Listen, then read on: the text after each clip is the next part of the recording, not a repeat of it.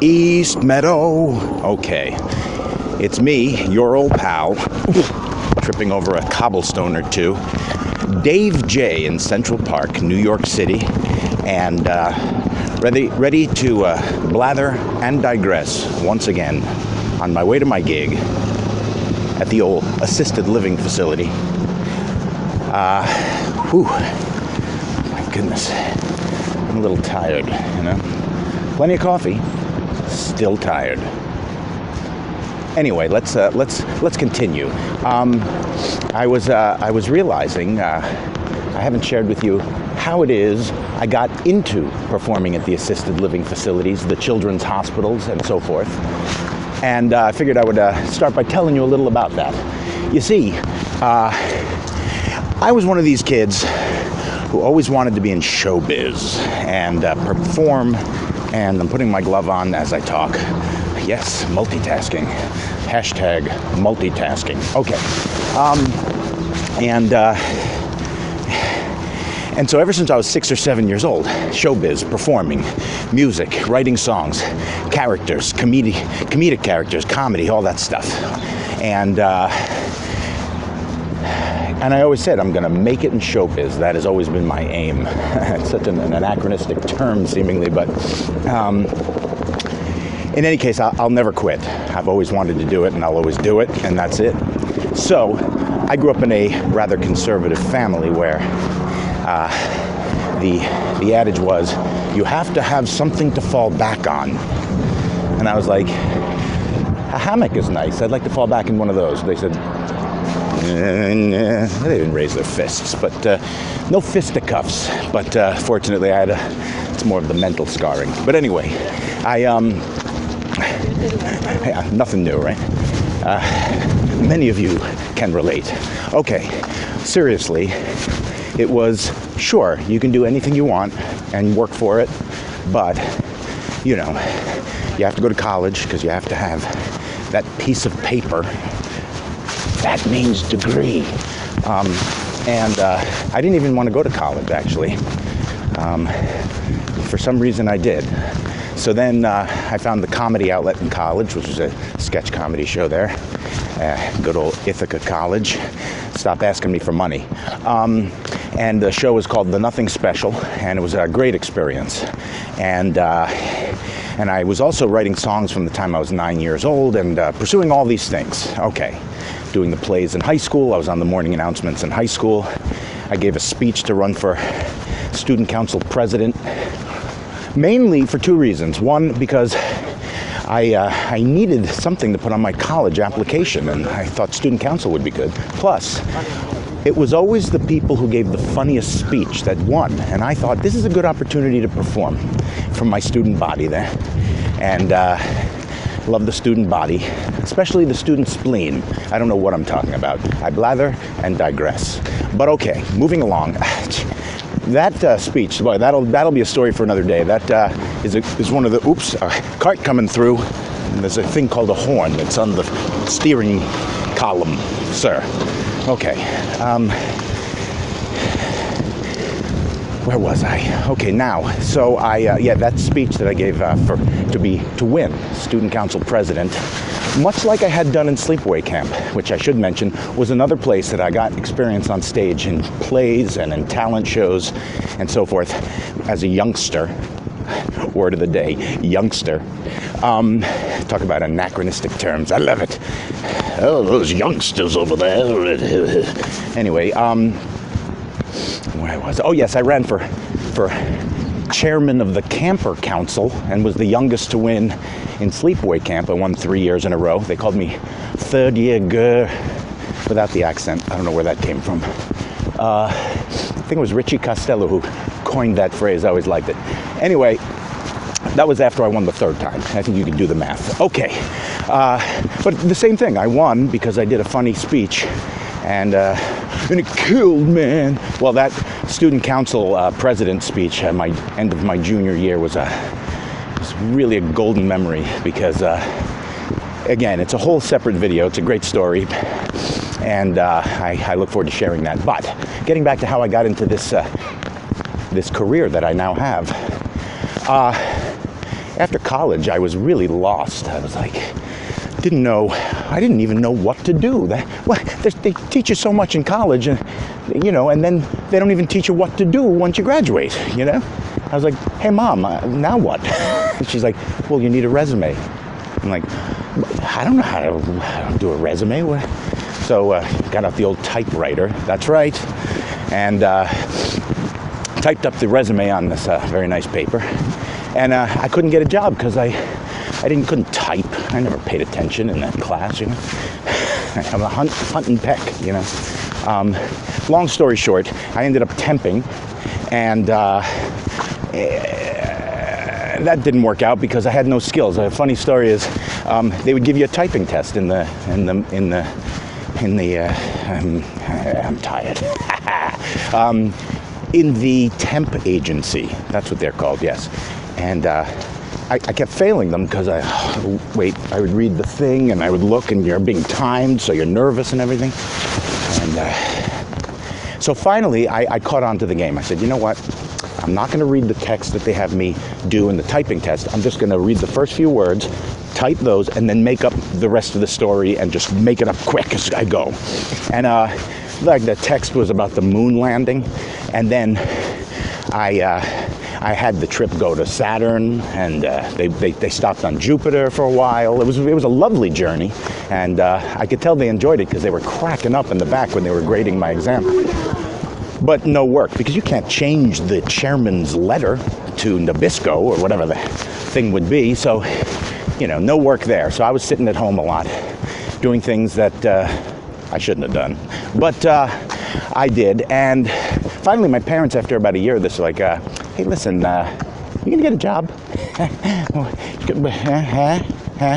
And so I just went to the New York Times and happened into the help wanted college grad section there, and there were a bunch of different jobs, and I happened into the medical field by chance. I got a job as an entry-level medical biller in a private multi-specialty practice.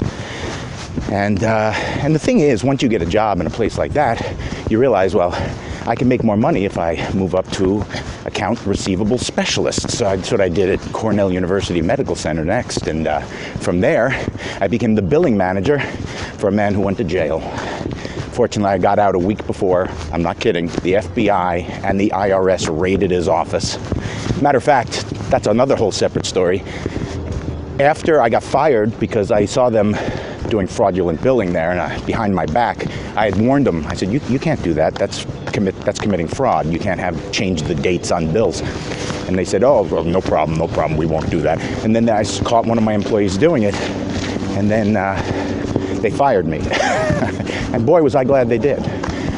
Right after I was fired, a couple days later, the following week, the IRS and the FBI contacted me, had me meet them down at their bureau, and they had a dossier this thick on the guy, and that was eye-opening. Anyway, I continued to work in the medical field, eventually landing at the Hassenfeld Children's Center for Cancer and Blood Disorders, where I was an administrative assistant and research assistant. And then these performers would come in and perform for the kids, like singers and guitarists and magicians and comedians of sorts and so forth. And I pulled one of them aside one day, a couple of different days actually. Looney Lenny the Clown was one, but the one that had the lasting friendship and influence was my pal Kathy Lord of Lord and Weber, who were singers and guitar players. And they had their own organization called Music That Heals, which still goes, and I want to recommend you check them out, musicthatheals.org. I still work through Music That Heals. I love them. I ask you to support them as I do. They bring the healing power of music and entertainment to the terminally ill, children and adults, and it's very close to my heart. And this was 1999 when I met her, and she was also working through a much larger organization that sadly no longer exists, called HAI, Hospital Audiences Incorporated, later becoming Healing Arts Initiative, but still nonetheless HAI, and that's another whole tragic story. But how that ended. Whew. Oh boy, you can't make it up. It was in the news and everything. You could probably Google it. Ouch. Yeah. Well, anyway, to show you how anachronistic it is by now, I had sent in at that time, my demo cassette to HAI, and they auditioned me a couple months later. I believe it was the summer of 2000, and I passed the audition, and I started performing at mental facilities for adults, and that was oh boy, I've got some stories there too. I'd forgotten all about that. And then later on, no, wait a second. Around that time, I was already performing for kids, but just in my family. My niece and nephew were born in the 90s, mid to late 90s, and so I started being asked to perform at their birthday parties, so I started getting some experience there. But later on, in the mid-early 2000s, Kathy Lord, with Music That Heals, who I kept in touch with, asked me to perform for some of her kids' gigs at facilities for children with special needs. And I made quite a career of that, and I really have a love for performing at those facilities as well. Don't do it as much these days, mainly because of how my schedule has shifted, but I still do it periodically, and it's very meaningful, lovely people who run those places.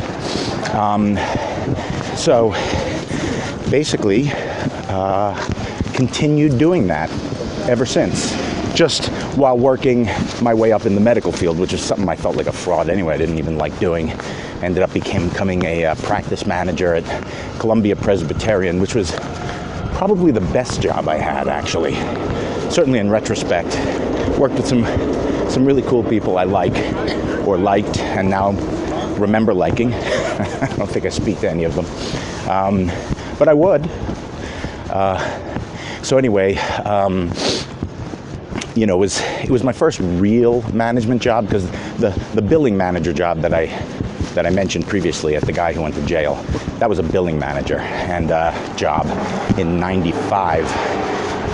I certainly didn't know what I was doing there, but the practice management job at Columbia Presbyterian's Eastside Cardiology office, got that in 2001, was, talk about a learning curve. It's like a curve, like, I don't know geometrical terms, but I'll tell you this. I'll tell you what. No, it was rough, I tell you. Okay. So anyway,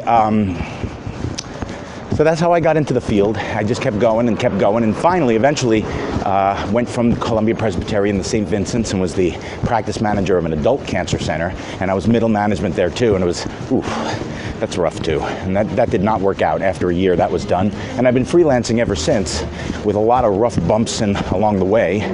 I want to give a lot of credit to my wife, who I met in November 2013, who, when I met her, she wasn't my wife. I should stipulate. But in any case, wouldn't that be convenient? Or if you're Bill Maher, I guess not. But anyway, so basically,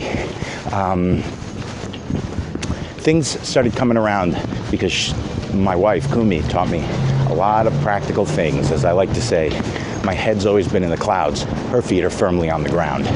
And she taught me how to budget. I was a mess with finances, always. Never got it. Never knew how to apply it. Was always miserable because of it. Not anymore.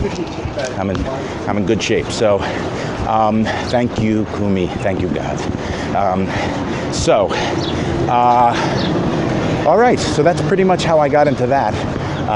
And now that things are more together for me, and I'm performing all the time at these wonderful facilities, bringing music and comedy to underserved communities, it keeps both my chops and spirit up, as I like to say. And now that that's also helped me to get my finances in order, I now have a much easier time focusing on the things I've always really wanted to do. And all along, I should mention, I've used all my extra resources and credit cards at the time to go record music. I was constantly writing. That's never stopped. little comedy ideas, certainly songs. You know, I'm a blatherer and a digresser, you know, and as if I haven't mentioned that, and as if you haven't noticed. And so the format of a song or a comedy sketch tends to do well with my attention span. So the song is a great medium for me. So I love writing. I've written literally 1,000 or more, no question, probably thousands at this point, because I've just been like a waterfall of ideas, nonstop. You know, you have your droughts in between, but it always comes back, and I've always persisted, always doing it. So I love it. It's a real passion, and that's why I'm going to be sharing a lot more original music with you, especially music.